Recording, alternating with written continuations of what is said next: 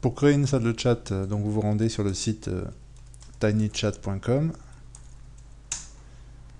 et sur ce site, vous pouvez directement créer une salle de chat réduite pour vous et vos interlocuteurs.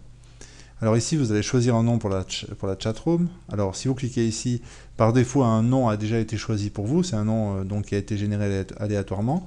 Sinon, vous pouvez taper vous-même quelque chose. Comme ceci, par exemple. Et puis vous cliquez sur Create Your Room. À partir de là, on va vous demander d'entrer un identifiant. Donc là, je vais entrer FGeli. Vous avez remarqué que le site avait retenu en fait l'identifiant que j'ai utilisé précédemment. Donc FGeli ici, je clique sur Enter. Ici, je clique sur OK. Et donc, je me retrouve avec une salle de chat qui est prête. Et dans laquelle je peux écrire. Alors, d'une manière un petit peu étonnante, la version actuelle ne permet pas d'ajouter d'accent. Donc, on écrit sans accent, c'est un peu dommage.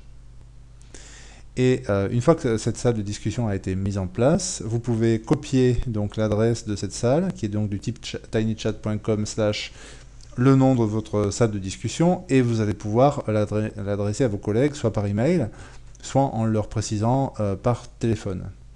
Donc vos collègues, là je vais ouvrir une deuxième page internet que nous allons considérer comme étant la page internet d'un de vos collègues, qui va donc écrire ici l'adresse de la salle, entrée.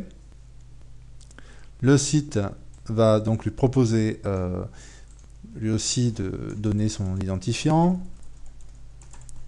Alors voilà, admettons que ce soit son nom, Enter, OK. Et il rejoint la salle de chat. Vous voyez qu'ici le prof geek donc, est la personne qui est en train ici d'utiliser le service. Et le prof geek se retrouve en compagnie de FGeli dans la même salle. Et donc il va pouvoir écrire. Donc ici il écrit à 13h29 bonsoir.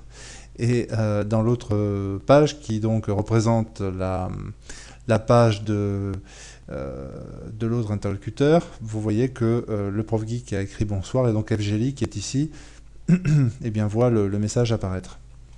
Donc voilà une salle de chat écrit, de chat texte qu'on peut mettre en place très rapidement. Mais ce qui est intéressant, c'est que l'on peut aussi dialoguer par micro. Alors pour cela, vous cliquez ici sur l'accessoire micro. Et alors là, ça ne fonctionne pas, peut-être parce que j'utilise deux fois la même chose. Mais normalement, vous passez votre souris sur le micro, vous faites Select Your Mic, histoire de sélectionner votre micro. Vous devez autoriser Flash Player à utiliser la caméra ou le micro, autoriser.